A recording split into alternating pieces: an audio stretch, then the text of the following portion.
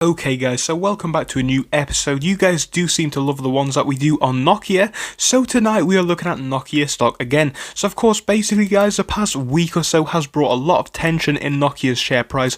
Obviously for the whole week we are pretty neutral actually, which is kind of ironic to say we saw such a big increase of about 70% in the share's price throughout the week, but you know what, it's leveled itself out and now things are basically back to where they were previously. Don't get me wrong guys, from back on the 22nd of January, we are still up quite a bit with an 8% increase, but you know what guys, in my personal opinion, we are definitely in a bit of a better position when it comes to buying Nokia stock.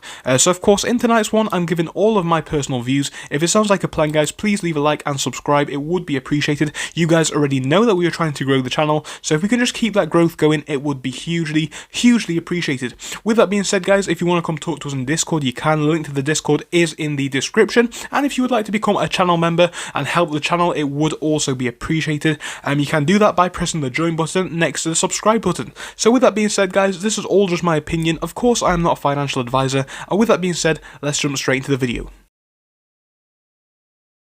So guys, yeah, Nokia over the past few days, realistically, it's been a pretty stable, steady growth stock over the past few months. We're looking at big increases of about 8% over the whole month, up until that initial hype, which we're about to talk about. But yeah, prior to that period, guys, Nokia was just your standard company. Obviously, it's got a fairly large market cap of 25.7 billion. If you've been alive for more than like 5 years, which I'm sure you have, you will know Nokia used to be a very big producer of mobile phones, and they used to have their iconic 3310 model, a very big seller in the world. They actually do still produce it, but that's a completely different topic, because what Nokia do now is obviously completely different, as they now mainly focus in the 5G areas. So of course that really is quite a futuristic standpoint to take, so it really will help them in the future. But yeah guys, not getting distracted, from about the 22nd onwards we saw that initial spike of about 15%, and then of course a bit of a sell-off after that.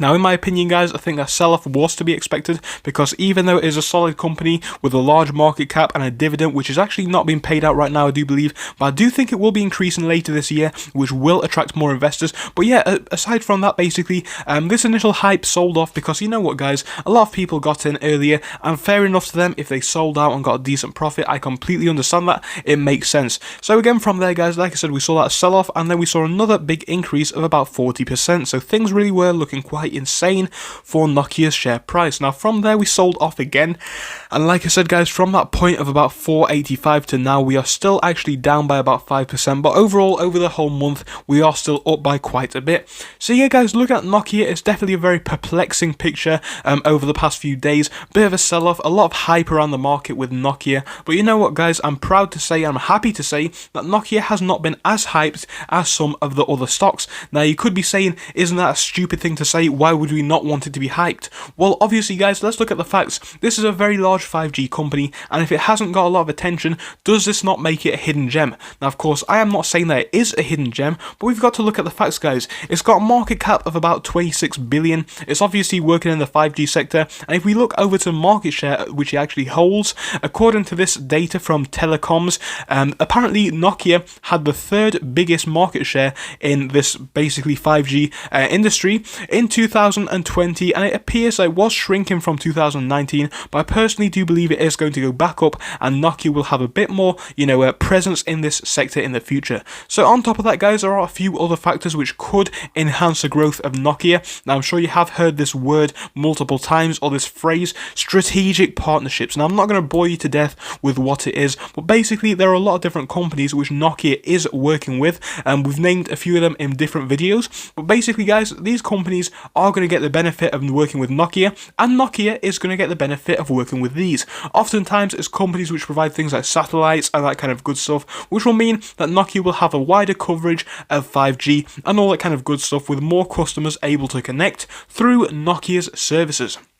So guys, all this means realistically is that we do have some big potential for growth in the future. When it comes to Nokia guys, I know a lot of people are quite bullish on this one, i.e. thinking it's the next GameStop or the next AMC, or all of these companies that have rocketed. But in my personal opinion guys, when it comes to Nokia, it is a solid company. Market cap is about 26 billion like I said, and it has been around for years. I think we are going to see more growth when that dividend does increase later this year, hopefully.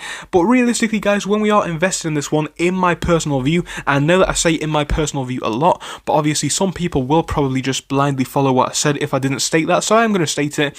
But yeah, in my personal opinion, guys, I think this one is going to be a bit more of a long-term play, simply due to the fact that 5G is there right now. Don't get me wrong, a lot of people do use 5G, but I think this data and this, type of system is going to be a lot more widespread in the next 5, 10, 15 years. And like I said, guys, in Nokia and their strategic partnerships, I think there is a lot of potential room for big growth in the future. So guys, just to summarize, if I was going to be buying Nokia, I think now is definitely not a bad time. I'm happy that we have seen that big dip. I think it's putting us in a much better position, and for that reason, guys, I would definitely still consider it a buy right now. But honestly, if I was going to be buying it, guys, in my opinion, like I said, I would not expect insane growth figures. I would just see it as more of a stable growth company. I definitely think it could double, if not triple, but I would not expect it to happen overnight, guys. I think this one's going to be more of a strategic play, and I think it's definitely a solid company to invest in, but I think you are going to take your profits over a longer period of time, in my personal opinion.